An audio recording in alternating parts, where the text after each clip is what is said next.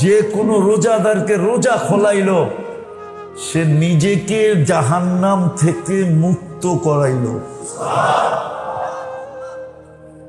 সাহাবা জিজ্ঞাসা করছে, কি দিয়া? আমরা তো পেট ভরে খাওয়াইতে পারবো না। আল্লাহ রসুল বলছে, দুধ দিয়া। দুধও তো সবার কপালে জোটে না। তাহলে খেজুর দিয়া? এটাও তো জুটে না। আল্লাহ রসুল আল্লাহর থেকে অনুমতি নিতে নিতে এখানে নিয়ে আসছেন, ওয়ালাউ শুরবাতা মা, এক ডোক পানি দিয়া যদি খোলাও, তারপরও তোমাকে জাহান্নাম থেকে মুক্ত করে দেবে। কিন্তু আজকে যদি মাসির মাথা পরিমাণও চোখের পানি, আল্লাহর ভয়ে, দোজগের ভয়ে, আখেরাতের ভয়ে, কবরের ভয়ে, কিয়ামতের মাঠের ভয়ে, হিসাব কিতাবের ভয়ে, যদি মাসির মাথা পরিমাণও নির্জনে বৈশা যদি উদিত করে দিতে পারল, তো এই চক্ষু জাহান্নামের উপরে হারাম। দোজগ নিবা গেল, দোজগ নিবা গেল। অথচ সারা দুনিয়ার পানি দিয়ে আপনি দোজগের একটা কয়লা নিবাইতে পারবেন না, কয়লা পারবেন না। কেন ঈসা আলাইহিস সালাম জিজ্ঞাসা করছিল এক দলকে যে সিজ্জিনের একটা কয়লা কিরম বড়? সিজ্জিনের একটা, সিজ্জিন একটা দোজক। জিজ্ঞাসা করছিলেন এটা কত বড়? তো মাটির নিচের থেকে জবাব আসছে, কুল্লু জমরাতিম মিনহা কা আতবাকিদ দুনিয়া কুল্লিহা। এক একটা কয়লা পুরা দুনিয়ার সমান বড়। জিজ্ঞাসা করছিলেন ঈসা আলাইহিস সালাম যে ওমা সিজ্জিন, সিজ্জিন কি জিনিস? তো নিচের থেকে আওয়াজ আসছে, কুল্লু জমরাতিম মিনহা কা আতবাকিদ দুনিয়া কুল্লিহা। ওর একটা কয়লা সারা দুনিয়ার সমান বড়। আপনি নিভাইতে পারবেন না। অথচ আজকে এক ফোঁটা চোখের পানি না, সামান্য একটু পানি আল্লাহর ভয়ে কোনায় বৈশা যদি উদিত করতে পারেন, তাহলে দোজগ নিবানো সহজ, নিবা যাবে। আমি যেটা বুঝাইতেছিলাম যে আফসোস একদিন আমরা করব, আফসোস একদিন হবে, আফসোস। যদি আজকে কয়েকটা জিনিসের মূল্যায়ন না হইল, আমি মূল্যায়ন না করলাম, তাহলে কালকে কিন্তু বড় আফসোস করতে হবে। আফসোস কোনো কাজে দিবে না। কিন্তু আজকের আফসোস খুব কাজে দিবে যদি আজকে আফসোস করতে পারি। আজকে যদি কয়েকটা জিনিসকে সঠিক ব্যবহার করতে পারি। এই জন্যই আল্লাহ এই উম্মতকে সুযোগ দিছেন, এই উম্মতকে সুযোগ দিছেন। কোন উম্মতকে আল্লাহ এরকম দেন নাই, এই উম্মতকে দিছেন। কারণও বলে দিছি, ভালোবাসার কারণে, মহব্বতের কারণে, প্রেমের কারণে, প্রীতির কারণে, স্নেহর কারণে, মায়ার কারণে, মমতার কারণে। এই উম্মতের সাথে আল্লাহর ইশক, এই জন্য এই উম্মতকে আল্লাহ দিছেন। যদি কয়েকটা জিনিসকে মূল্যায়ন করতে পারি, তাহলে আমি আফসোসের থেকে বেঁচে যাব। নাহলে আফসোস করব, কিন্তু কোনো কাজে দিবে না, কোনো কাজে দিবে না। নিজের মাথা নিজে দেওয়ালে মারবে, নিজের হাতে নিজের মাথা ভাঙবে, ফাটাবে, কিন্তু কোনো কাজে দিবে না। আজকে যদি কয়েকটা জিনিসকে মূল্যায়ন করতে পারি, তাহলে মেরে দোস্ত ওই আফসোসের থেকে বেঁচে যাব।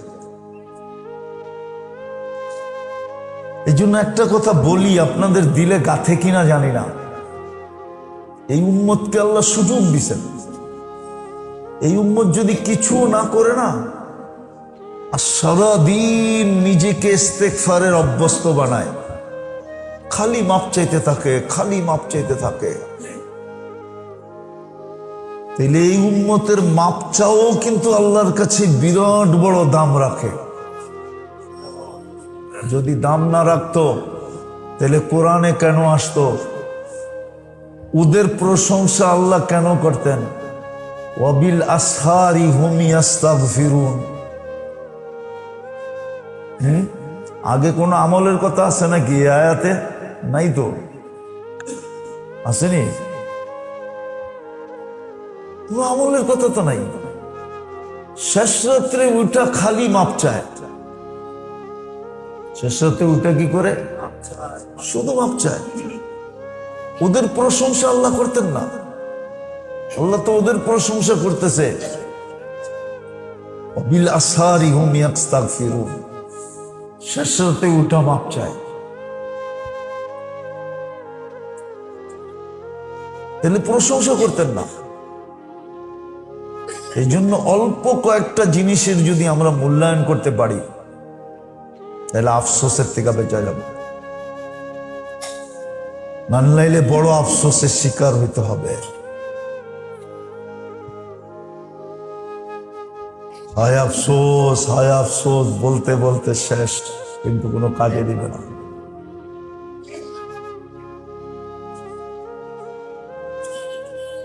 একদিকে দেখানো যায়, বেশি না, বেশি না, তিনটা জিনিসের ব্যবহারই যদি সঠিক হয়ে গেল, তিনটা জিনিসের ব্যবহার সঠিক হয়ে গেল। একটা হলো যতটুকুই আল্লাহ হায়াত দিছেন এটার যদি সঠিক ব্যবহার হয়ে গেল। বড় অনেকজনের মনের ভিতরে প্রশ্ন জাগতেছে হয়তো যে আমার হায়াতটা যে সঠিক ব্যবহার করব, হুজুররা আবার এটা বলতে চায় নাকি যে সারাদিন মসজিদে পড়ে থাকতে হবে? না, আপনি সঠিক ব্যবহার শিখেন না। আপনি হায়াতের সঠিক ব্যবহার শিখেন। আপনি দোকানে বসে থাকবেন আর ফেরেশতা আপনাকে দেখা মুস্কি মুস্কি হাসতে থাকবে আর বলবে এই লোকটা দোকানে থাকলে কি হবে, তো কিয়ামতের দিন নবীদের কাঁধে কাঁধ লাগায়া উঠবে। সারাদিন নাক ডুবায়া ব্যবসা করলে কি হবে? এর হাসর তো নবীদের সাথে লেখা হয়ে গেছে। জিগান আপনাকে খতিব সাহেবকে, হাদিসে লেখা নাই ইয়াহশুরু মান নবিয়্যিন তাজিরুস সাদুকুল আমিন। হায়াতের সৎ ব্যবহার যখন শিখবে তখন দেখবেন ও যেখানেই থাকুক না কেন, এমনকি ইবনুল কাইয়ুম জাওজি রহমতুল্লাহ আলাইহি লেখছেন যে ও বাথরুমে থাইকেও সওয়াব কামাইতে থাকবে। বাথরুমে বসেও সৎ ব্যবহার হইতে থাকবে, সওয়াব লেখা হইতে থাকবে। বাথরুমে বসা, হায়াতের সৎ ব্যবহার, হায়াতের সৎ ব্যবহার, যে হায়াত কিভাবে সৎ ব্যবহার করবে যাতে জীবন নিয়ে কোনো আফসোস না করতে হয়, জীবনের উপরে কোনো আঙ্গুল না উঠাইতে হয়। একটা কথা ভাবেন, আপনার কত বড় ব্যবসায়ী, আব্দুর রহমান ইবনে আউফের চেয়ে বড়? কি যার পরিত্যক্ত সম্পদ দিয়া বাংলাদেশের 6 বৎসরের বাজেট হয়, 6 বৎসরের। উনি নগদ টাকা যা রাইখা মারা গেছেন, দুনিয়ার থেকে গেছেন, ওটা বর্তমানে হিসাব করলে বাংলাদেশের 6 বৎসর না, আরো 6 বৎসর যোগ করেন, 12 বৎসরের বাজেট হবে, 12 বৎসরের বাজেট।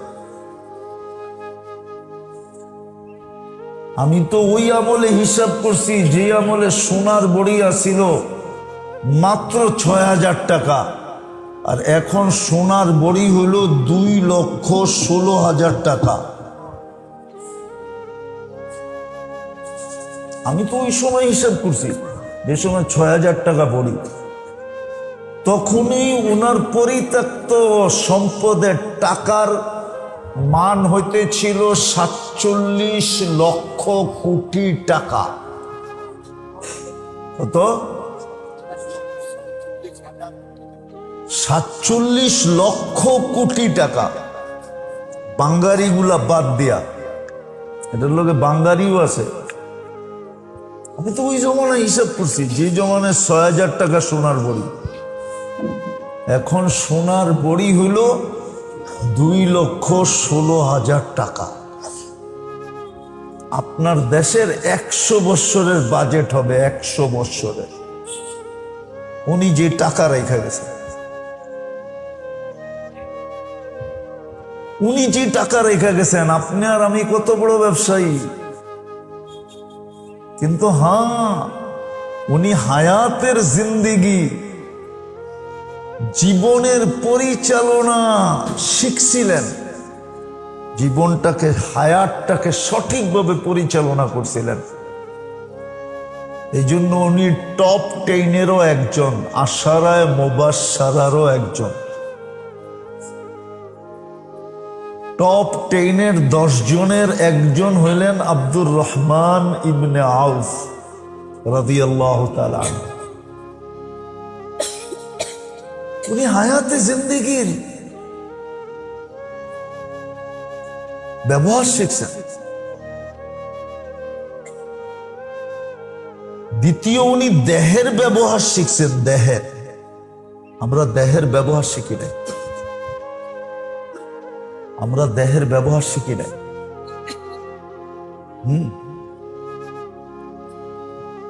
তৃতীয় কথা, লম্বাও করা যাবে না, সুযোগ নাই, স্বাস্থ্য অনুমতি দেয় না। তৃতীয়, আল্লাহ ওনাদেরকে যাকে যতটুকু দিছেন, 1 টাকা দিছেন, 1 টাকার ব্যবহার শিখো। যেটাকে সম্পদ বলে, ধন সম্পদ, এটার ব্যবহার শিখো। আমি 3টার ভিতরে 300টা ঢুকাইয়া দিলাম। এই 3টার ব্যবহার যে শিখলো, ওকে কোনোদিন আফসোস করতে হবে না। আখেরাতে কোনো আফসোস ওর জন্য অপেক্ষা করবে না। ওরা আখেরাতে কোনো আফসোস করতে হবে না, মৌতে কোনো আফসোস করতে হবে না, কবরে কোনো আফসোস করতে হবে না, কিয়ামতের মাঠে কোনো আফসোস করতে হবে না, হিসাব কিতাবে যে কোনো আফসোস করতে হবে না, পুলসেরাতে যে কোনো আফসোস করতে হবে না। কোথাও ওর জন্য আফসোস নাই, বা আফসোস মুক্ত। এই 3টার ব্যবহার যে শিখল, যেটাকে এইভাবে বলা যায় জান, মাল, হায়াতে জিন্দেগি, 3টার ব্যবহার যে শিখে ফেলবে, ওর কোনোদিন আফসোস করতে হবে না। রব্বে কাবার কসম, ওর কোনো ঘাটিতে কোনো আফসোস নাই, কোনো আফসোসের প্রয়োজন ওর নাই, ওর আফসোসের দরকার নাই।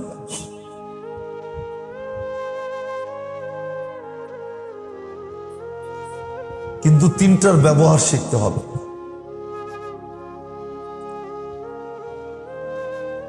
এটার জন্য এক মেহনত আছে, তরবিয়ত আছে, আমাদের দেশে নাই, এক সময় ছিল। দুনিয়ার কিছু কিছু দেশে এখনো আছে। যেমন আমি এক দেশ সফর করছি, মরিতানিয়া, যদিও আরব দেশ। ওই দেশের 80% নারী পুরুষ হাফেজ,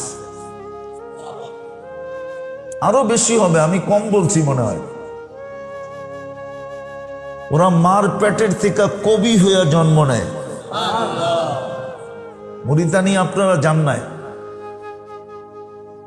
আরব দেশ, সাহারা মরুভূমির শেষ দেশ, আটলান্টিকের পাড়ে, আমাদের দেশের থেকে 15 থেকে 20 গুণ বড়। দুনিয়া একটা দেশ আছে যারা 1000 বৎসর ফ্রান্স ওদেরকে শাসন করছে, কিন্তু কোনো কালচার চেঞ্জ করতে পারে না। কোনো কালচার কোনো কালচার চেঞ্জ করতে পারে না। অথচ 1000 বৎসরের উপরে ফ্রান্স শাসন করছে, কিন্তু ফ্রান্স ওদের কালচারে আঙ্গুল দিতে পারে না। ওই দেশে এখনো আছে। ওই দেশটার আলেম ওলামা বেশিরভাগই কাদেরিয়া তরিকার, আব্দুল কাদের জিলানী রহমতুল্লাহ আলাইহির তরিকার লোকজন, কাদেরিয়া। ওইখানে পাবেন, শত শত পাবেন আপনি। ওরা বলে কব্বা, আমরা বলি খানকা। কব্বা বানানো আছে, শত শত লোক পড়া সারা দিন রাত মেহনত করতেছে, পাইলে খায়, না পাইলে না খায়া থাকে, রোজা রাখে। এই 3 জিনিসের ব্যবহার শিখে, 3 জিনিসের। দুনিয়া একজন প্রেসিডেন্ট আছে যার কোনো প্রোটোকল নাই, এটা হলো মরিতানিয়ার প্রেসিডেন্ট। ওর কোনো প্রোটোকল নেই, ও একা গাড়ি চালায়, একা বাইরে হয়। সপ্তাহে 1 দিন উট চড়ায়, 6 দিন রাজপ্রাসাদে থাকে। সপ্তাহে 1 দিন উট চড়াইতে যায়। উটের খামার আছে, ওইখান থেকে উট টুট চড়ায় টড়ায় দুধ টুধ লয়া তারপরে ফিরে আসে শহরে। ওর কোনো প্রোটোকল নেই, সামনে কোনো পুলিশ মুলিশ কিচ্ছু নেই, ও একা গাড়ি চালায়া যায়। আমি ওই দেশে গেছি, এই জন্য বলতেছি, আমি চোখে দেখছি এই জন্য বলতেছি। ওর কোনো প্রোটোকল নাই।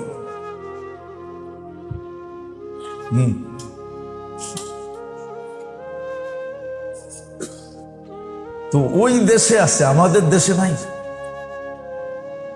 এই 3টার সহি ব্যবহার শিখার জন্য সবচেয়ে বড় যেটা ছিল, এটাকে সেট করতে হয়, সেট। তখন দেখবেন জীবন সহি ব্যবহার হইতেছে। চাই সেটা বাজারে বসে থাকুক, চাই সেটা রোটে পড়া থাকুক, চাই সেটা ঘাটে পড়া থাকুক, চাই সেটা হাটে পড়া থাকুক, চাই বাজারে পড়া থাকুক, চাই মেইলে, চাই ফ্যাক্টরি, দুনিয়ার যেখানে পড়া থাকুক,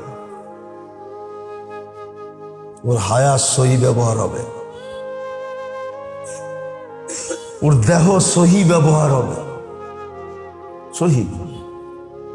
আল্লাহ যতটুকু সম্পদ দিছেন, 1 টাকাও যদি দিয়া থাকে, সহি ব্যবহার হবে,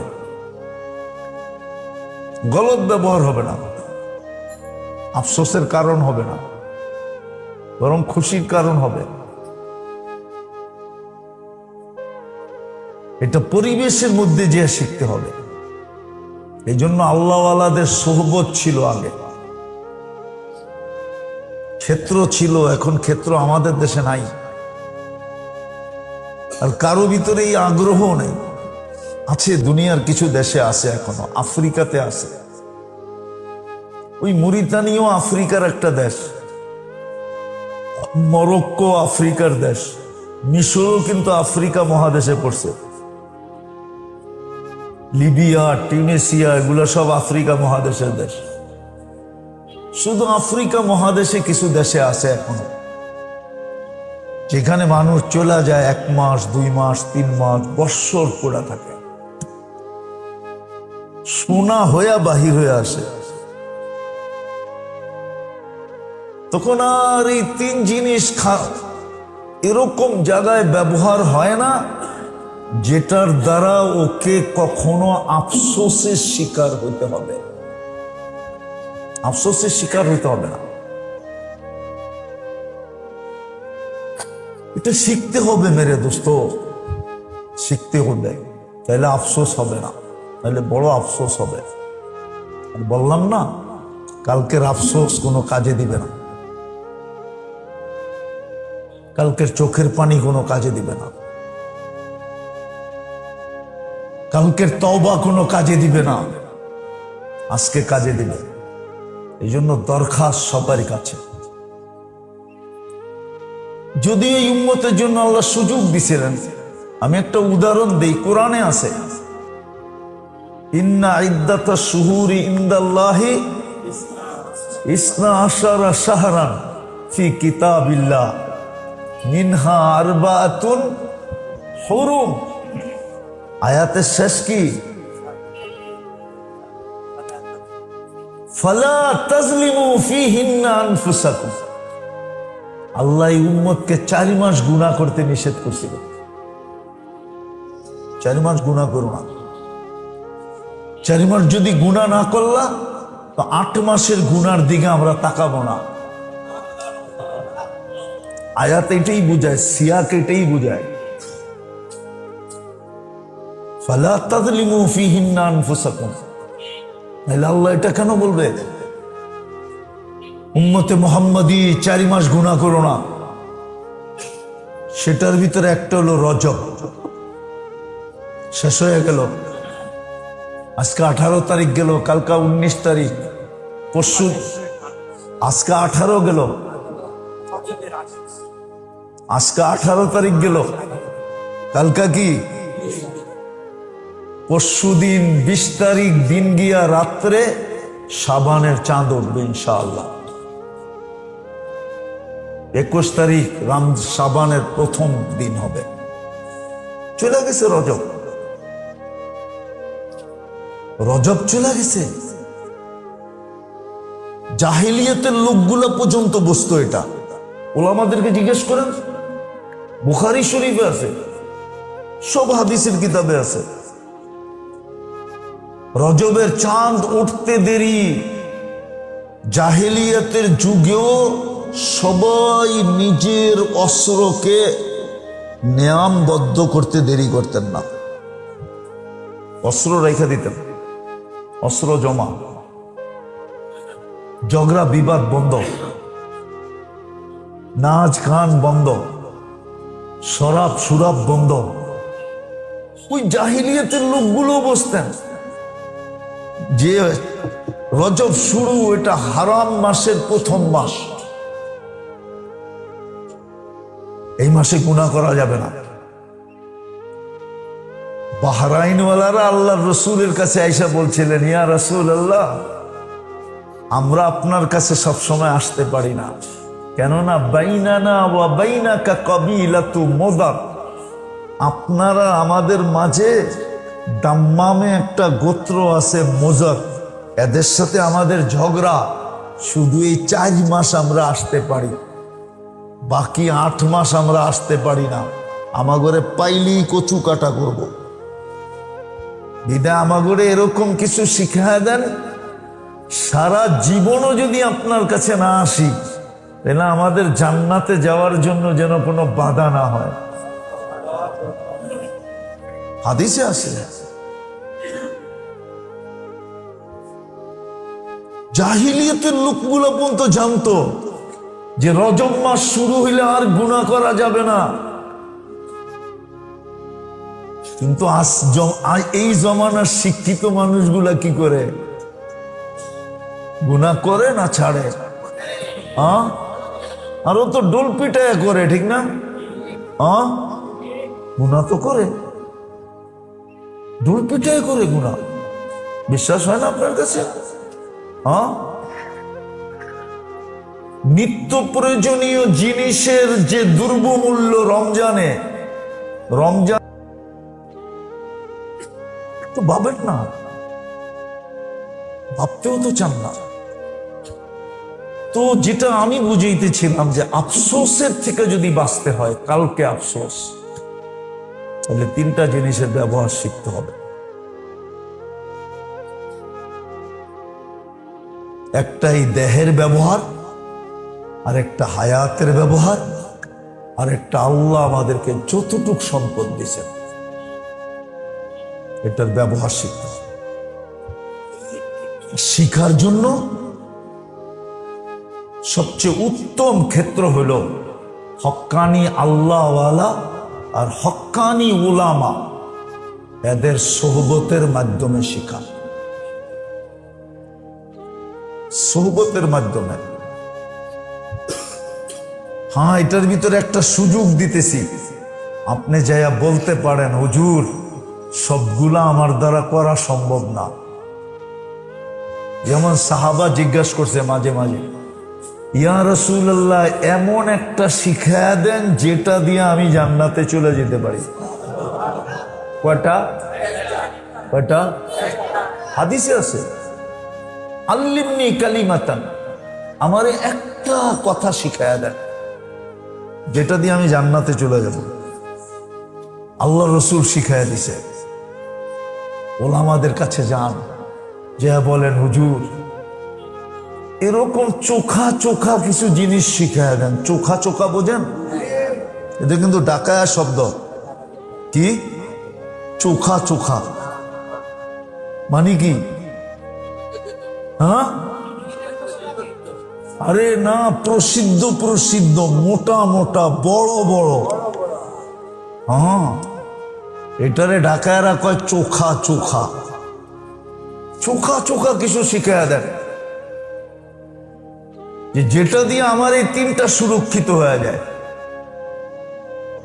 আর আমি হাসতে হাসতে জান্নাতে চলে যেতে পারি। আল্লাহ রসুল শিখাইছেন সাহাবাদেরকে। সাহাবারও বড় চালাক ছিল, সাহাবারও বড়, পুরুষরা তো ছিল ছিল, নারীরও চালাক ছিল। নারীরও আল্লাহ রসুলদের কাছ থেকে এসে শিখা নিয়েছেন। আম্মা জান আয়েশা রাদিয়াল্লাহু তাআলা আনহা বলছেন, আমাদের চেয়ে দিন শিখার ব্যাপারে মুহাজিরের মেয়েরা বহুত বেশি চালাক। আমরা ও আনসারের মেয়েরা, মুহাজির না, আনসাররা তো লজ্জা পাইতো, কিন্তু মুহাজিরের মেয়েরা কোনো লজ্জা পাইতো না। এমন ভাবে উপস্থাপনা করতেন, যেমন একটা দেখাই, বুখারী শরীফে আছে, এক মহিলা এসে বলতেছে, ইয়া রাসূলুল্লাহ ইন্নাল্লাহা লা ইস্তাহি আনিল হক, আল্লাহ হক বলার ব্যাপারে লজ্জা বোধ করে না। আল্লাহ রসুল বুঝা ফেলছে হয়তো একটা প্যাচ দিব, একটা। হ্যাঁ, উপস্থাপনা এরকমই। আল্লাহ যখন লজ্জা করে না, তো আপনি লজ্জা করবেন কেন? তারপরে মাসলা একটা জিজ্ঞাসা করে ফেলছে। আম্মা জান পিছন থেকে হাত টান দিছে, আরে তুই করতেছিস কি? লাউড স্পিকার বাইরেরটা খোলা আছে, নাইলে আচ্ছা বইলেই দিই। আর তাহতালিমুল মারআতু, মহিলাদেরও কি নাইট প্রেসার হয়? আর যদি হয়েই গেল তো কি করবে? পুরুষেরটা তো জানা আছে, মহিলারটা তো জানা নাই। জানা আছে নাকি? ওই সময় জানা ছিল না, জিজ্ঞাসা ফেলছে। আনসারের মেয়েরা বড় চালাক ছিল। এরা আল্লাহর রসুলের কাছ থেকে চোখা চোখা জিনিস শিখা উম্মতকে দিয়া গেছে। সাহাবারা এরকম চালাক ছিলেন।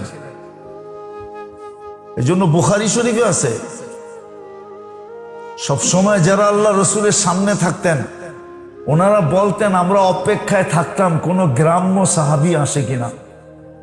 কি কি না, আমরা তো সবসময় সামনে থাকি। এমনি আল্লাহ না কইরা দিছে, লা তাসআলু রাসূলাকুম কামা সুইলা মূসা। মূসা আলাইহিস সালামকে যেরকম জিজ্ঞাসা করতো বনি ইসরাইল, তোমরা তোমাগো নবীকে এরকম বেশি জিজ্ঞাসা করো না। কিন্তু গ্রাম্যরা তো এই আয়াত জানতো না, ঠিক না? ওরা আয়াত ফটাফট জিগাইতো। তো সাহাবায়ে কেরাম বলতেন আমরা অপেক্ষায় থাকতাম গ্রাম্য কেউ আসে কিনা। আয়েশা প্রশ্ন করবে, আল্লাহর রসুল জবাব দিবে, আমরা মধ্যখান থেকে শিখা ফেললাম। এই জন্য আপনাদের কাছে আমার দরখাস্ত, যদি আফসোস থেকে বাঁচতে চাই, তাহলে এই তিনটা হেফাজত করতে হবে। হেফাজতের পদ্ধতি হক্কানি আলেম ওলামা আল্লাহওয়ালাদের সোহবত থেকে শিখে, তাহলে বড় আফসোস করতে হবে। একটা উঠাই আল্লাহ দেখাবে। আমি একটা হাদিসের থেকে উদাহরণ দিতেছি। কিয়ামতের মাঠে একজনের সামনে আল্লাহ জান্নাত নিয়ে আসবে, ও জান্নাত দেখা খুশিতে বাগবাগ হয়ে যাবে। আল্লাহ বলবে এটা ছিল তোর, কিন্তু যদি তুই আমাকে খাওয়াইতি, তুই আমাকে খাওয়াস নাই, আমি তোর কাছে খাওয়া চাইছিলাম, তুই খাওয়াস নাই, যার কারণে তোর নামের থেকে কাইটা তোকে এটা দিলাম না, বাম দিকে তাকায় দেখ ওই দুচোখ দিলাম তোকে। এটা কিন্তু ছিল তোর জন্যই, কিন্তু তুই আমাকে খাওয়াস নাই, আমি খাইতে চাইছি। তো বন্দা বলবে, আল্লাহ আপনি খাইতে চাইছেন আর আমি খাওয়াই নাই, এটা হয় কি করে? আল্লাহ বলে, তুই বিশ্বাস করিস না? আল্লাহ চিত্র তুলে ধরবে, চিত্রের ভিতরে সে ভিডিও দেখতে থাকবে যে এক ফকির আসা তার কাছে আল্লাহর নামে চাইছিল, আল্লাহর নামে এক মুঠ খাওয়া, এক মুঠ ভাত দে, এক লোকমা খাওয়ার দে। আল্লাহ বলে, তখন যদি তুই খাওয়ায় দিতি তো আমাকেই খাওয়ানো হতো, তুই খাওয়াস না, উল্টা গার ধাক্কা দিয়ে বের করে দিছস, বিদায় ওইটার বদলায় তোকে এটা দিলাম। উদাহরণ, পাক্কা ঠাক্কা উদাহরণ, হাদিসের উদাহরণ। এরকম একজনকে বলবে, আমি তোর কাছে কাপড় চাইছিলাম, তুই আমাকে কাপড় পরাস না। এই জন্য মেরে দোস্ত, ওলামাদের থেকে শিখেন যদি আফসোস থেকে বাঁচতে চাই। আল্লাহর রসুল বড় সুন্দরভাবে আমাদেরকে বুঝাইতে চাইছিলেন, ইত্তাকিন নার ওয়ালাউ বিশাক্কি তামরা। আল্লাহর রসুল বলছে, আজকে আমি তোর জন্য সুযোগ নিয়ে আসছি, এই দুনিয়ায় থাকাকালীন অবস্থা তুই খেজুরের একটা টুকরা দিয়েও জাহান্নাম থেকে বাঁচতে পারিস। কিন্তু আপনারা ওলামার থেকে শিখতে হবে, খেজুরের টুকরাটা কোন জায়গায় দিলে, কাকে দিলে, কখন দিলে, শিখতে হবে। এই জন্য সবার কাছে দরখাস্ত, সবার কাছে দরখাস্ত, কথা শেষ, সবার কাছে দরখাস্ত, শিখেন, এখনো সুযোগ আছে। শিখবেন তো না? শিখবেন না? ওলামা এখনো আপনাদের হাতের কাছে আছে। বাংলাদেশের ওলামা যেরকম সহজলভ্য, দুনিয়ায় কোথাও ওলামা এরকম সহজলভ্য না। আমি তো আমার জীবনের কাহিনী আপনাকে শুনাইছি মনে হয়, যে 700 কিলোমিটার দূর থেকে আসছে একটা মাসলা জিজ্ঞাসা করতে। 2008-এ আমি ফ্রাঙ্কফুর্টে বসা ছিলাম, 700 কিলোমিটার দূর থেকে আসছে। মাসলাটা কি জানেন? ও নব মুসলিম, ওর মা বাবা মুসলমান হয় নাই, ও আমার কাছে মাসলা জিজ্ঞাসা করতে আসছে, হুজুর, মুফতি সাহেব, আমার মা বাবা মুসলমান হয় না, আমি নব মুসলিম, আমার মা বাবার সাথে আমি কেমন ব্যবহার করব?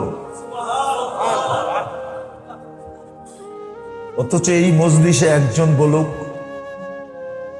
যে আমি আমার মা বাবার ব্যবহার কিভাবে করব, এটা কোনো আলেমকে জিজ্ঞাসা করছি আজ পর্যন্ত? অথচ নব মুসলিম। দিয়া দেন নব মুসলিম, কথা কিন্তু শেষ। নব মুসলিম, মুসলমান নব মুসলিম, তার কতটুকু চিন্তা যে আমার মা বাবা কাফের, কিন্তু আমার ইসলাম তাদের সাথে কি ব্যবহার শিখায়।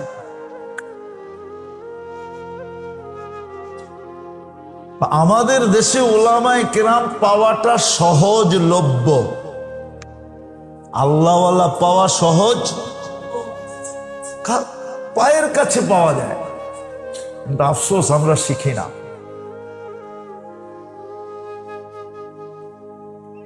জলদি জলদি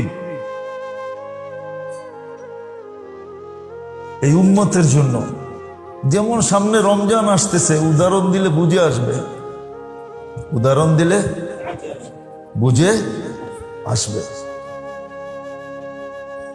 এক ফরজ আদায় করলে 70 ফরজ, এটা কি বান্ডেল না? না বান্ডেল না? হ্যাঁ, এক নফল আদায় করলে এক ফরজ। অথচ সারা জীবন কেন, নফল যেদিন থেকে আল্লাহ তৈরি করছেন আর যেদিন নফল শেষ হবে, দরজা বন্ধ হয়ে যাবে, এই সবগুলা এক করলেও তো একটা ফরজের সমান হবে না, অথচ রমজানে এক নফল কত বড় বান্ডেল। এক রাত্র ৮৩ বৎসর।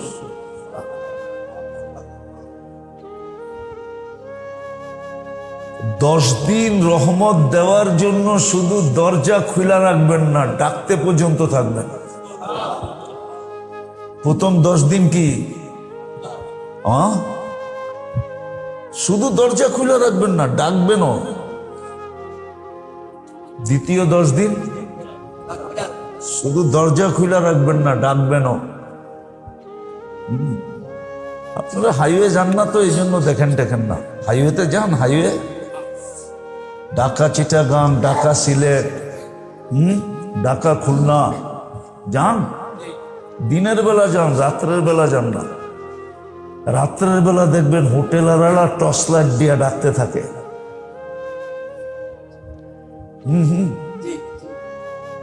টর্চ লাইট দিয়া এরকম ডাকতে থাকে, ঠিক না? যারা যায় ওরা দেখে, মনে হয় যে বিনা পয়সায় খাওয়াইব আর কি, এরকম ডাকে। কিন্তু গেলে গলা কাটটা রেখে দিব।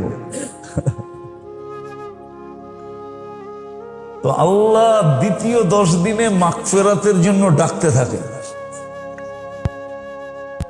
যেটা আমি বুঝাইতেছিলাম, আল্লাহ করুক, বুঝে আসুক,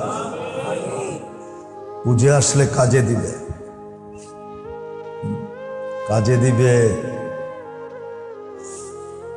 নইলে একটা উদাহরণ দিয়ে বোঝানো যায়। এক সময় চোখের পানির ভিতরে চোখের পানি প্রবাহিত হওয়ার কারণে, যেমন দুনিয়ায় সমস্ত নদীগুলা তৈরি হয়েছে কোত্থেকে জানেন? নদীগুলা তৈরি হয় পাহাড় থেকে। কিসের থেকে? পাহাড় থেকে ঝর্ণা যখন বইতে থাকে তো আগে চলতে চলতে চলতে চলতে চলতে নদী হয়। সমস্ত নদীর উৎস কিন্তু ঝর্ণা, পাহাড়।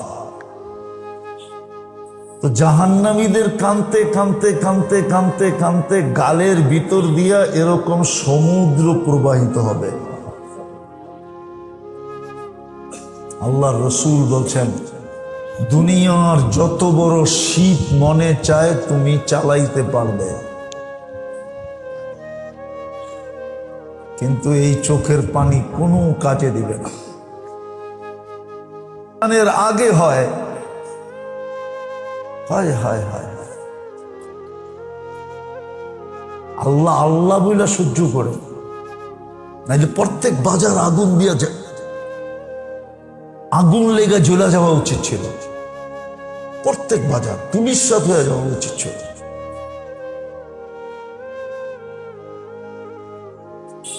রমজান মাসে যে সিন্ডিকেট হয়, এই তো চান উঠার লগ্ন হবে, হওয়া শুরু হবে, ঠিক না?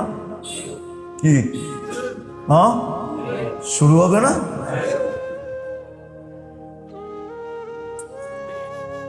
শুরু হয়েই গেছে। হ্যাঁ,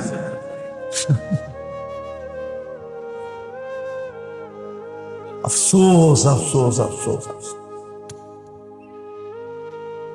ওই যে বললাম না, শিক্ষা নাই, দীক্ষা নাই। আমি অনেকবার শুনাইছি আমার মসজিদে, আপনাকে ওইখানে শুনাই নাই, সুযোগ হয় নাই, এই জন্য শুনাই নাই। আমি চাঁদে গেছি 6 বার। কয়বার? আবার আকাশের চাঁদ মনে করেন না। আফ্রিকা একটা দেশ আছে চাঁদ, আমি ওইখানে 6 বার গেছি। আমি ওইখানে ব্যবসায়ীদেরকে জিজ্ঞেস করছি, রমজানে আমরা ব্যবসা করি না। রমজান তো আখেরাতের ব্যবসার জন্য, দুনিয়ার ব্যবসার জন্য তো রমজান না। আমি জিজ্ঞেস করছি, নিত্য প্রয়োজনীয় জিনিস কয়টা বেচা বিক্রি হয় আমাদের এখানে, কিন্তু 1 টাকা লাভ কেউ নেয় না। কি? কেউ না। যেই দামে কিনা ওই দামে বিক্রি। আমি বললাম যেই দামে কিনা এই দামে বিক্রি, তোরে মুফতির সার্টিফিকেট দিছে কে? আমারে কি বলতেছে, মুফতির সার্টিফিকেট তোকে কে দিছে? আমি কেন? তুই কি হাদিসে পড়স না মুআসাতের কথা, সহানুভূতি? যে সহানুভূতি করবে তাকে আল্লাহ জান্নাত লেখা দিবে, জান্নাত। এই জন্য 1 টাকা লাভ নেয় না। আর ক্রেতারা আবার বিক্রেতাকে বলে, তুমি তো 1 টাকা লাভ নেও না জান্নাত কামানোর জন্য, তুমি জান্নাত একা কামাইবা, আমি জান্নাত কামাবো না? আমি তোমাকে এইটা হাদিয়া দিয়া দিলাম, লাভ দিলাম না, কি দিলাম? আমিও জান্নাত কামাইতে চাই। তো হাসতে হাসতে বলতেছে, যা হাদিয়া দিয়া যায়, লাভ নিলে এতটুকু হইতো না, হাদিয়াটাই লাভের 100 গুণ বেশি হয়ে যায়। অথচ আফ্রিকার দেশ, গরিব দেশ, কালো, যাদেরকে দেখলে আমরা মুস্কি মুস্কি হাসি, ঠিক না? হাসেন না? ওর কালো রং দেখা আপনি হাসেন, ঠিক না? আমি বলে আসছিলাম, আসলে তোরা তো কালো না, তোলা হলি ব্ল্যাক ডায়মন্ড, ব্ল্যাক ডায়মন্ড তোরা। অথচ আমার দেশে নাই, জানি না। অথচ জান্নাত কামানের লেখায় নেওয়ার সুযোগ ছিল রমজানে, জান্নাত লেখায় নিতে পারত। আপনি আসেন, আমি আপনাকে দেখায় দিই, বুখারী শরীফ খুলে লেখায় দিন যে আপনি জান্নাত নিজের নামে লেখায় নিতে পারবেন। মান আফতারা সাইমান ফাকাদ আতাকা রাকাবাতাহু মিনান নার। আত্তাহিয়াতু লিল্লাহি ওয়াসসালাওয়াতু ওয়াত-তাইয়্যিবাতু। তারপরে তো আল্লাহ খুশি হয়ে বসে, আসসালামু আলাইকা আইয়ুহান নবী ওয়া রাহমাতুল্লাহি ওয়া বারাকাতুহু। আল্লাহ তো বন্ধুকে সালাম দিছিলেন, আমাদেরকে তো দেন নাই। বন্ধু তো চিৎকার দিয়ে উঠছে, আমাকে সালাম উম্মত। আরো সে যে যিনি উম্মত বলেন নাই। আগের দিকে যাওয়া যাবে না, সময় কম। এতটুকু শুনাই, মুসা আলাইহিস সালামকে নিজের দর্শন দেন নাই, শুধু তাজাল্লি দিছেন। ফাতাজাল্লা লিল জাবাল, তাজাল্লি দিছেন। 40 দিন বেহুশের মতো ছিলেন মুসা আলাইহিস সালাম। আর আল্লাহর রাসূল তো নৈকট্য লাভ করতে করতে করতে করতে করতে কাবা কাউসাইনি আও আদনা সুম্মা দানা ফাতাদাল্লা ফাআওহা ইলা আবদিহি মা আওহা। এরকম কাছে চলে গেছেন, এরকম নৈকট্য লাভ করছেন, যেখানে নূরের জগৎ, কোনো পর্দা নাই। ওইখানে যাওয়ার পরে তো হায় হায় হুশি হারায় ফেলার কথা ছিল। জিবরিলই তো বললেন, যিনি নূরীদের সর্দার, নূরের তৈরি ফেরেশতা, জিবরিল আলাইহিস সালাম চিফ অফ স্টাফ, ফেরেশতাদের সর্দার, উনি তো সঙ্গ ছেড়ে দিলেন সিদরাতুল মুনতাহায় যায়। জিজ্ঞেস করলেন, আগে যাবেন না? অনুমতি নাই, শরীরে ফিটনেসও নাই। মনে হুজুরে ফিটনেস বোঝে নাই, শরীরে শক্তি নাই, আগে কারো যাওয়ার অনুমতি নাই। একজনের আছে, উনি আপনি। ওই রাসূল আর সে বলে নাই, যিনি দুনিয়ার থেকে যাওয়ার সময় কাঁদতে কাঁদতে যান। জিবরিল জিজ্ঞেস করছে, কাঁদেন কেন? বলছে, ফামান লিবাদি লি উম্মতি, আমার উম্মতের নারী পুরুষ যুবক বৃদ্ধ ছোট বড়কে কে দেখা রাখবে? আল্লাহ অঙ্গীকার দিছে, আমি দেখা রাখবো। যিনি এখনো কবরে কাঁদেন আমাদের জন্য, ওই ওলামাদেরকে জিজ্ঞেস করেন কাঁদে না না কাঁদে? আল্লাহওয়ালারা দেখে না দেখে না। আমি পুরা টিম নিয়ে আসতে পারি এখানে, পুরা জামাত একই স্বপ্ন দেখছে। আল্লাহ রসুল হাতিমে কাবায় কাঁদতেছেন। বলছে, কাঁদেন কেন? বলছে, আমার বাংলাদেশের উম্মতের জন্য কাঁদি। আমার বাংলাদেশের উম্মত সরল সহজ, সাদা সিধা, যেই দিকে বাতাস ওই দিকে পাল। আমার বাংলাদেশের উম্মতের জন্য কাঁদি। এই জন্য আমি বলি আল্লাহর রসুলের পক্ষ থেকে বাংলাদেশের মানুষ সরল সহজ সাদা সিধা। কি? হ্যাঁ হ্যাঁ, নাইলে বিদেশি ইম্পোর্টেড কাদিয়ানি বাংলাদেশে কেমনে আইসা জায়গা গাড়ে? কাদিয়ানি তো ইম্পোর্টেড। আমাদের দেশে? কোন দেশে? ভারতের, ইন্ডিয়ার। তাও কোন প্রদেশের? হায় হায় হায়, পাঞ্জাব প্রদেশের কাদিয়ান। ওইখানের এখানে এসে পাঞ্জাবের কি করা? বাংলাদেশিরা সাদা সিধা। আল্লাহর রসুল বলছে আমার উম্মতের ঈমান নিয়ে যেতেছে। কেউ বলে ভাঙ্গা ঘরে থাকবো না, স্বামীর কথা মানবো না। এক একজনে এক একভাবে ঈমানকে ছিনায় নিয়ে যেতেছে।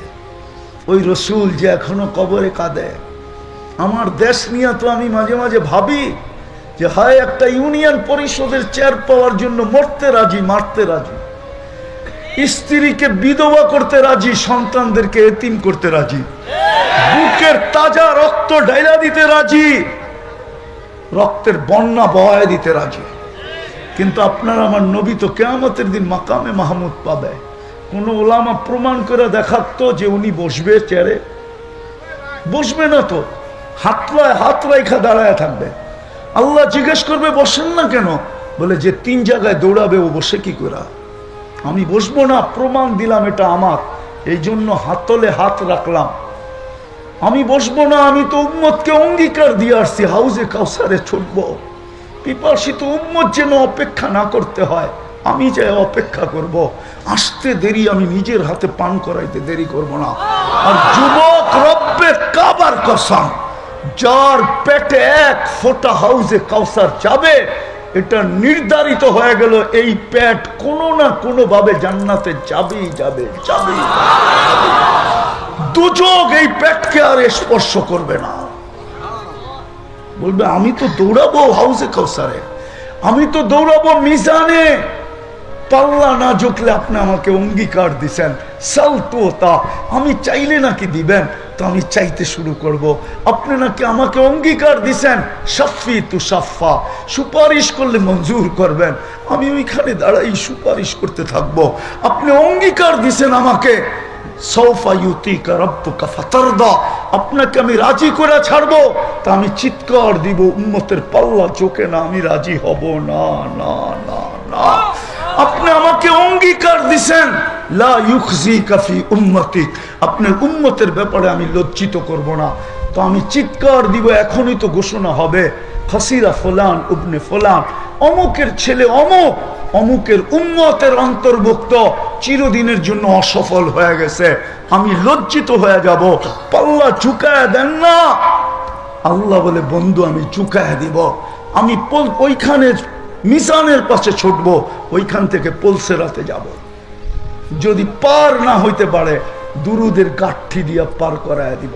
আমি লেখি নাই, ইমাম কর্তুবী রহমতুল্লাহ আলাইহি লেখছেন।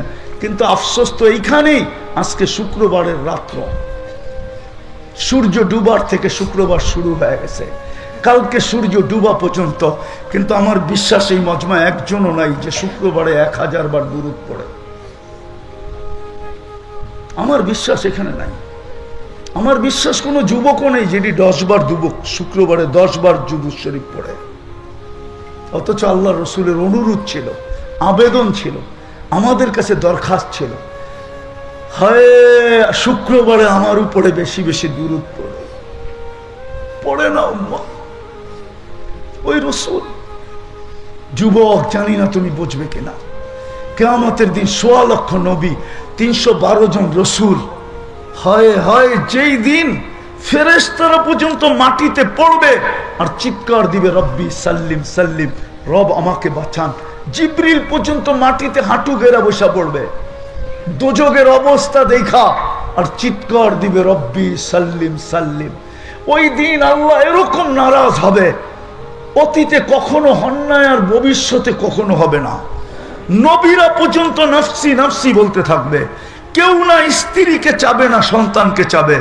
আল্লাহর রসুল এক জায়গায় রেওয়ায়াত করছেন যে আমি দেখতেছি ওই দৃশ্য, যে মুসা আলাইহিস সালামের মতো নবী আরশের খুঁটি ধরে চিৎকার দিতেছে আর বলতেছে রব্বি লা, আল্লাহ রসুল বলতেছে আমি দেখতেছি আন্না মুসা মুতালাফফিফুন বিউমুদিল আরশি ওয়া ইয়াকুলু রব্বি লা আসআলুকা উম্মি ওয়া লা আসআলুকা উখতি। ওনার একজনই বোন ছিলেন, বোনকে চাই না, মাকে চাই না। আসআলুকা নফসি নফসি নফসি, আমাকে বাঁচান। ও যুবক, ওই দিন তোমার রসুল একমাত্র কিয়ামতের মাঠকে গরম করবে, আরশ পর্যন্ত কাঁপায় দিবে আর চিৎকার দিবে রব্বি উম্মতি উম্মতি। আমি বুঝাইতে পারি নাই। হাসান চাবে না, হোসাইন চাবে না, আলী চাবে না, ফাতেমা চাবে না, বাকি মেয়েদেরকে চাবে না, না ফ্যামিলিকে চাবে, শুধু চিৎকার উম্মতি উম্মতি। আল্লাহ সান্ত্বনা দিতে থাকবেন, সালতো তা শাফি তো সাফা, বন্ধু শান্ত হন, যাকে চাবেন তাকে দিয়া দিব, যার ব্যাপারে সুপারিশ করবেন তাকে দিয়া দিব। এই উম্মত তওবা করে না, করবা আজকের থেকে তওবা? হ্যাঁ, কে কে করবা দেখি? পাক্কা? হ্যাঁ, কমসে কম শোয়ার সময় তওবা। এখন তওবা করো, বলো আল্লাহ অতীত থেকে তওবা করলাম, আমাদেরকে মাফ করে দেন, নামাও। আর একটা কাজ করো, আল্লাহ ডাকে ডেলি 5 বেলা। কে ডাকে? কে ডাকে? কে ডাকে? আরে আল্লাহ ডাকলে তো মনকে বুঝ দিতে পারতাম যে 4 অক্ষরের একটা শব্দ, শুধু আল্লাহ তো ডাকে না। 24 ঘন্টা যিনি আমার পরে বাজেট ব্যয় করেন। হয় আসলিয়ার মানুষ, যদি পানির দামে অক্সিজেন কিনতে হতো, পানির দামে, এইখানে ফ্যাক্টরি একটা চুপড়ি পর্যন্ত হতো না। চুপড়ি ডেলি 16,500 টাকা পার হেড বিল দিতে হতো, মাসে 4,95,000 টাকা বিল দিতে হতো যদি পানির দামে অক্সিজেন কিনতে হতো। 30 টাকা লিটার, ডেলি আমরা 550 লিটার অক্সিজেন নেই। আল্লাহ ব্যয় করে এটা আল্লাহ। ওই আল্লাহ ডাকে 5 বেলা। ওই আল্লাহ ডাকে, শুধু আল্লাহ ডাকে না, রহমান ডাকে, রহিম ডাকে, মালিক ডাকে, কুদ্দুস ডাকে, সালাম ডাকে, মুমিন ডাকে, মুহাইমিন ডাকে, আজিজ ডাকে, জব্বার ডাকে, মুতাকাব্বিরুল খালিকুল বারিউল মুসাব্বিরুল গফফারুল কাহ্হারুল ওয়াহাবুর রাজ্জাকুল ফাত্তাহুল আলিমুল কাবিদুল বাসিতুল খাফিদুর রাফিউল মুইজ্জুল মুযিল্লুস সামিউল বাসীরুল হাকামুল আদলুল লতীফুল খবীরুল হালিমুল আযীমুল গফুরুশ শাকুরুল আলিকুল কবীরুল হাফিজুল মুকিতুল হাসিবুল জলিলুল করিমুর রকিবুল মুজিবুল ওয়াসি আল হাকিমুল ওয়াদুদুল মজিদুল বাঈসুশ শহীদুল হকুল ওয়াকিলুল কবিয়ুল মতিনুল ওয়ালিগুল হামিদুল মুসি আল মুবদি আল মুঈদ আল মুহয়ি আল মুমীত আল হাইয়্যু আল কাইয়্যুম আল ওয়াজিদ আল মাজিদ আল ওয়াহিদ আল আহাদ আল সামাদ আল কাদির আল মুক্তাদির আল মুকদ্দম আল মুআক্খার আল আউয়াল ওয়াল আখির আল যাহির ওয়াল বাতিন আল ওয়ালি আল মুতাওয়ালি আল বাররু তাওয়াব আল মুনতাকিম আল আফু আল রউফ মালিক আল মুলক আল জালাল ওয়াল ইকরাম আল মুকসিত ওয়াল জামি ওয়াল গানি ওয়াল মুগনি আল মানি আল দার আল নাফি আল নূর আল হাদি আল বদি ওয়াল বাকি আল ওয়ারিস ওয়াল রশিদ ওয়াস সাবুর জাল্লে জালালু 99 পদের মালিক আল্লাহ ডাকে। দামি বানানোর জন্য ডাকে, জান্নাতের চাবি দিতে ডাকে।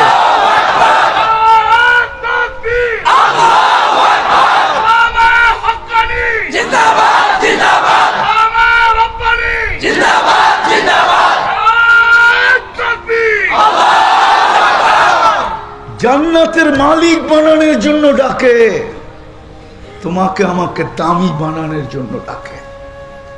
হ্যাঁ হ্যাঁ, ওলামা মানবে কিনা আমি জানি না। এই উম্মত দোজখে যাবে আমি মানি, কিন্তু হাতকড়ি থাকবে না, পায়ে বেড়ি থাকবে না, গলায় ছিকল থাকবে না, চেহারা চকচকে থাকবে। দোজখের দারোগা মালিক জিজ্ঞেস করবে এটা আবার কেমন আসামি, হাতকড়ি কই, বেড়ি কই, ছিকল কই, চেহারা চকচকে। আল্লাহ বলবে আমার বন্ধুর উম্মত, বেশি কথা কইস না। বলবে হাত করি নাই কেন? বলে যেই হাত উঁচুতে ব্যবহার হয় ওই হাতে হাত করি লাগে না। বসে পায়ে বেরি নাই কেন? বলে যেই পাও আমার ঘরের দিকে হাঁটে ওই পায়ে বেড়ি লাগে না। বলছে গলায় শিকল নাই কেন, চেহারা ঝকঝকে কেন? বলছে মালিক যেই কপাল আমার কুদরতি পায়ে লাগে ওই চেহারা কোনোদিন কালো হয় না, ওই গলায় কোনোদিন শিকল লাগে না। 3 জায়গায় আগুন দিবে না, হাতে পায়ে চেহারায়, বাকি শরীরে লাগায় দাও। ও যুবক, উম্মতে মুহাম্মদী হওয়ার কারণে চলো আজকের থেকে অঙ্গীকার করি, তওবা তো ডেলি করবই, আজকের থেকে নামাজ ছাড়বো না। পাক্কা? হ্যাঁ, ওয়াদা? নামাও। যদি উম্মত আজও 5 ওয়াক্ত নামাজ পড়তো তাহলে উম্মতের এই দুর্দশা হতো না। ফিলিস্তিনের যুদ্ধ আমার যুগ বিয়োগে মিলে না, হুজুরদের মিলতে পারে, দুনিয়ার সবার মিলতে পারে, আমার মিলে না। আমি যুগ বিয়োগ মিলাইতেই পারি না। পারবো কোত্থেকা? আমি 15 বছর আগে 2 চোখে ফিলিস্তিন দেখছি। 2010-এ আমি চিনি ইব্রাহিম আলাইহিস সালাম কোথায় ঘুমায়, আমি চিনি মুসা আলাইহিস সালাম কোথায় ঘুমায়, আমি চিনি ওনার শ্বশুর সোহাইব আলাইহিস সালাম কোথায় ঘুমায়, আমি চিনি ওনার শিষ্য ইউসা বিন নুন কোথায় ঘুমায়, আমি চিনি 70,000, আরে আমি চিনি 70 জন নবীর কবর কোথায় কোথায় চিহ্নিত, আমার এই 2 চোখে দেখা আছে। আমি চিনি 45,000 সাহাবা কোথায় ঘুমায়, ফিলিস্তিনে 45,000 সাহাবার কবর। আমি চিনি আমি চিনি জাফর ইবনে আবু তালেব কোথায় ঘুমায়, আমি চিনি যায়েদ ইবনে হারেসা কোথায় ঘুমায়, আমি চিনি আব্দুল্লাহ ইবনে রাওয়াহা কোথায় ঘুমায়, আমি চিনি 1.25 লক্ষ নবীদের সম্মেলন মেরাজের রাত্রে সশরীরে কোথায় হয়েছে, কোথায় ছিল, আমি ওটা চিনি। আমি মুসলমানের প্রথম কেবলা চিনি। আমি অহংকার করে বলতেছি না, আমি চিনি আইয়ুব আলাইহিস সালাম দুপুরে কোথায় ঘুমাইতেন, আমিও যে ঘুমায় গেছিলাম। আমি দেখতে গেছিলাম যে ওইখানে এখনো তাসির বাকি আছে কিনা, ক্রিয়া বাকি আছে কিনা। উনি যেই পাহাড়ের চূড়ায় ঘুমাইতেন, বাইতুল মুকাদ্দাস ছুঁয়া দক্ষিণা বাতাস ওই পাহাড়ের উপরে আসতো। এখন অবশ্য একটা ছোট মসজিদ হয়ে গেছে। আমি ওইখানে উঠছিলাম যে দেখতে এখনো আছে কিনা। সবাইকে বলছিলাম নিচে থাকো, আমি উপর থেকে দেখা নামতেছি। আমি ওইখানে যে ঘুমায় গেছি। তারপরে নিচের থেকে মানুষ যে আমাকে বলছে তুমি ঘুমায় গেছো। আমি বললি এইটাই তো দেখতে আসছিলাম যে এখনো ঘুম আসে কিনা দুপুরে। আমি চিনি ওই জায়গা, আমার যুগ বিয়োগ মিলে না। কসম, যেখানে ইব্রাহিম আলাইহিস সালাম ঘুমায় ওইখানে বোম ফাটে কি করে, যেখানে মুসা আলাইহিস সালাম ঘুমায় ওইখানে বোম ফাটে কি করে, 70 জন নবীর কবর যেখানে বোম ফাটে কি করে, তাও চিহ্নিত মুহাম্মদুর রাসূলুল্লাহর পরওয়ানা জিয়ালে সাহাবী। হায় হায় হায় হায়, যারা মুহাম্মদুর রাসূলুল্লাহর কদমে জান লুটায়া দিয়েছেন, 45,000-এর কবর, ওইখানে বোম ফাটে কি করে? ফাটবে না তো ফাটবে না কেন? এই জন্যই তো যুগ বিয়োগ মিলে না। 5 বেলা আল্লাহ ডাকে, এই এলাকার 90% মানুষ নামাজ পড়ে না, 90% মানুষ মসজিদে আসে না। দুঃখ তো এটাই। আমি চিনি এই এলাকার বড় লোকরা একজনও এই এলাকায় বাস করে না, এই এলাকার ধনীরা কেউ এই এলাকায় বাস করে না। হ্যাঁ, বাংলো থাকলে থাকতে পারে, সপ্তাহে মাসে একবার আসে, 2-4 ঘন্টা বসে আবার চলে যায়। সবাই থাকে উত্তরায়, না হলে বনানী, না হলে গুলশান, না হলে বাড়িদারা, না হলে ধানমন্ডি। আর কেউ কেউ তো আমি চিনি আমেরিকাতে থাকে, কেউ কেউ তো আমি চিনি ইংল্যান্ডে থাকে, কেউ কেউ তো আমি চিনি কানাডায় থাকে। এই এলাকার মানুষ আমি চিনি, অথচ আল্লাহ নিজের ঘরটা আমাদের মহল্লায় দিয়ে দিছে। যুক্তিতে তো আসে না, আল্লাহ কেন আমাদের মহল্লায় ঘর দিবে? আল্লাহর চেয়ে উন্নত কে আছে? আরে বলেন না, আল্লাহর চেয়ে ধনী কে আছে? আল্লাহর চেয়ে বড় কে আছে? আল্লাহু আকবার। আল্লাহর চেয়ে বড় কে? উনি কেন ঘরটা আমাদের মহল্লায় দিলেন? দিছিল তো আমি যেন 2 কদম দিয়ে দামি হইতে পারি, আমি যেন 2টা কদম দিয়ে জান্নাতের চাবিটা হাতে নিতে পারি, আমি যেন 2 কদম দিয়ে সার্টিফিকেটটা নিতে পারি। মানুষকে বলে দিছে আল্লাহ, যাকে বেশি বেশি মসজিদে আসতে দেখো তোমরা মরার আগে সার্টিফিকেট দিয়া দাও, এটা ইমানদার। যাকে সকাল বিকাল মসজিদে আসতে দেখো ওকে তোমরা সার্টিফিকেট দিয়া দাও, কিয়ামতের দিন ওর চেয়ে বেশি আলোকিত কেউ হবে না। বাশশিরিল মাশাঈনা ফি যুলামি ইলাল মাসাজিদি বিন নূরি তাম ইয়াউমাল কিয়ামা। এই জন্যই তো গট্টা গলি গলি দিছিলেন, নাইলে আমার যুক্তিতে তো আসে না। বাংলাদেশের গলিতে গলিতে মসজিদ কেন দিবেন? দুনিয়ায় যেখানেই মসজিদ বানাইতে চায় ওইখানেই কেন মসজিদ বানাইতে দিলেন? যুক্তিতে তো বলে না আল্লাহর মতো সত্তা, আল্লাহর মতো ভান্ডারওয়ালা। আমরা আর কি বললো? চলেন একটা হাদিস বহুত দিন পরে মনে উঠলো, শুনায়া দিই, শুনবেন? আল্লাহ বলে লাউ জামা আউয়ালাকুম ওয়া আখিরাকুম ওয়া জিন্নাকুম ওয়া ইনসাকুম ওয়া হাইয়াকুম ওয়া মাইয়িতাকুম ওয়া যাকারাকুম ওয়া উনসাকুম ওয়া ইয়াবিসাকুম ওয়া রুতবাকুম ফি সাঈদিন ওয়াহিদিন ফাসআলু কুল্লা ওয়াহিদাতিন মিনহুম মাসআলা ফাআতু কুল্লা ওয়াহিদাতিন মাসআলা মা নাকাসা মিন খাযাইনি শাই কামা ইয়ানকুসুল বাহরু ইদা উদখিলাল মিখয়ালু ফি। আল্লাহ বলে সমগ্র সৃষ্টি, তোমাদের জিন, তোমাদের ইনসান, তোমাদের নারী, তোমাদের পুরুষ, তোমাদের জীবিত, তোমাদের মৃত্যু, তোমাদের ছোট, তোমাদের বড়, তোমাদের শুকনা, তোমাদের বীজা, সমগ্র সৃষ্টি যদি কোনো ময়দানে জমা হয় আর আমার কাছে যদি চাইতে থাকে আর আমি যদি সবার আশা অনুযায়ী সবাইকে দেই তো আমার ভান্ডারে এতটুকু কমবে না। সমুদ্রে সুই ঢুকায়া বাহির করে নিয়ে আসলে সুইয়ের মাথায় লাইগা যতটুকু পানি সমুদ্রের থেকে আসবে আর সমুদ্রে কমবে, আমার ভান্ডারে এতটুকুও কমবে না। ওই আল্লাহ কেন গট্টা দিবে এই মহল্লায়? কেন দিবে? আমরা কি আসলিয়া চিনি না? আমার তো মনে আছে আমি নৌকা দিয়ে আসছিলাম, আবার রাগ হয়ে যায় কিনা, 85-তে আমি জমিন কিনতে আসছিলাম। এই যে ওই পারের থেকে আমি নৌকা দিয়ে এই পারে আসছি, তখন পুরাটাই হাওর ছিল। আসলিয়ার যে রাস্তা এখন যেটা উড়ন্ত সেতু হইতেছে, পুরাটাই পানি ছিল। আমি আমার এক পরিচিত নিয়ে আসছিলাম, তোরে নৌকার থেকে ফালায়া চুবামু, এইখানে মানুষ জায়গা কিনে। তুই ঢাকা খিলগাঁও ফালায়া তুই আসছো তো এখানে জায়গা কিনতে, এইখানে কেন আল্লাহ মসজিদ দিবে? আমি ইনসাল্ট করতেছি না, বুঝাইতে চাইতেছি। অঙ্গীকার করেন, এই জন্যই মুসলমানের দুরবস্থা। হায়, আপনি জানেন না আপনার কোন জায়গায় স্যাটেলাইট লাগানো আছে? রব্বে কাবার কসম, আমাদের প্রত্যেক মসজিদের উপরে স্যাটেলাইট লাগানো আছে। 24 ঘন্টা মনিটরিং করা হয়, কেননা ইহুদিদের সবচেয়ে বড় কিতাব, সবচেয়ে গ্রহণযোগ্য কিতাব। আমরা কোরআনকে তো মানি না, ওরা ওইটাকে অক্ষরে অক্ষরে মানে, যেটাকে তালমুদ বলে। তালমুদ, ওই তালমুদে লেখা আছে মুসলমানের জুমার জামাত আর ফজরের জামাত সংখ্যায় যেই দিন সমান হবে ওই দিন মুসলমানের বিজয়ের পালা আকাশ থেকে শুরু হবে। এই জন্য পায়ে ধরতেছি, নামাজ ছাড়বো, নামাজ ছাড়বো, ওয়াদা।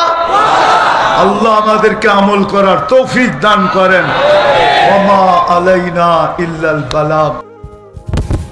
দুনিয়ায় মানুষ বংশ দিয়া দামি হতে পারে, আমি মানি, কিন্তু আল্লাহর কাছে না। এরিয়া দিয়া দামি হতে পারে, দুনিয়াতে দামি হতে পারে সোসাইটি দিয়া, কিন্তু আল্লাহর কাছে না। আল্লাহর কাছে দামি হবে যে আল্লাহর হুকুম যত মানবে। কার হুকুম? কার হুকুম? উঠা উঠি না, আমি সব জায়গায় চলে আসছি। আল্লাহর হুকুম যে মানবে, যত বেশি মানবে।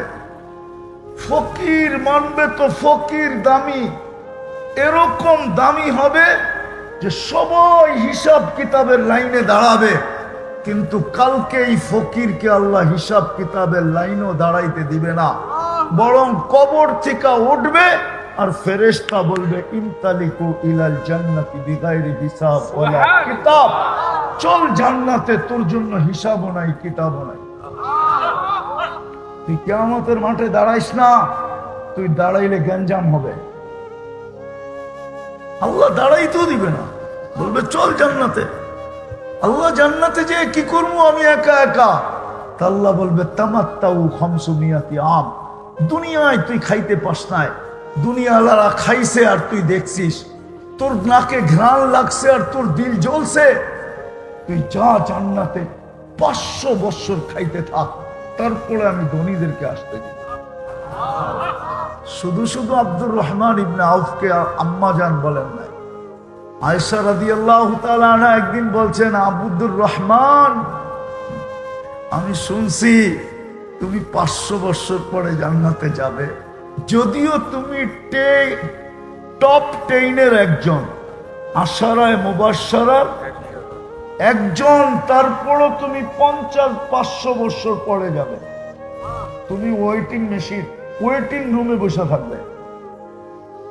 হ্যাঁ হ্যাঁ, সত্য এটাই। গরিবও যদি আল্লাহর হুকুম মানে, কিন্তু এখানে একটা প্রশ্ন আছে, আল্লাহর হুকুম মানবো তো মানবো কি করে? আল্লাহকে তো চোখে দেখা যায় না, আল্লাহকে তো দেনদারণে আনা যায় না, আল্লাহকে তো বর্ণনা দিয়ে শেষ করা যায় না। আল্লাহ তো শুধু আল্লাহ না, আল্লাহ তো রহমান, আল্লাহ তো রহিম, আল্লাহ তো মালিক, আল্লাহ তো কুদ্দুস, আল্লাহ তো সালাম, আল্লাহ তো মুমিন, আল্লাহ তো মুহাইমিন, আল্লাহ তো আজিজ, আল্লাহ তো জব্বার, আল্লাহ তো মুতাকাব্বিরুল খালিকুল বারিউল মুসাব্বিরুল গফফারুল কহ্হারুল ওয়াহ্হাবুর রাজ্জাকুল ফাত্তাহুল আলিমুল কাবিদুল বাসিতুল খাফিদুর রাফিউল মুইজ্জুল মুদিল্লুস সামিউল বাসীরুল হাকামুল আদলুল লতীফুল খবীরুল হালিমুল আযীমুল গফুরুশ শাকুরুল আলিয়ুল কবীরুল হাফিজুল মুকিতুল হাসিবুল জলিলুল করিমুল রকিবুল মুজিবুল ওয়াসি الحكيم الودود المجيد الباعث الشهيد الحق الوكيل القوي المتين الولي الحميد الموصي المبدي المعيد المحيي المميت الحي والقيوم الواجد الماجد الواحد الأحد الصمد القادر المقتدر المقدم المؤخر الأول والآخر الظاهر والباطن الوالي المتوالي البر التواب المنتقم العفو الرؤوف مالك الملك ذا الجلال والإكرام المقسط والجامع والغني والمغني المانع الدار النافع النور الهادي البديع والباقي الوارث والرشيد الصبور جل جلاله। আল্লাহ তো 99 পদের মালিক।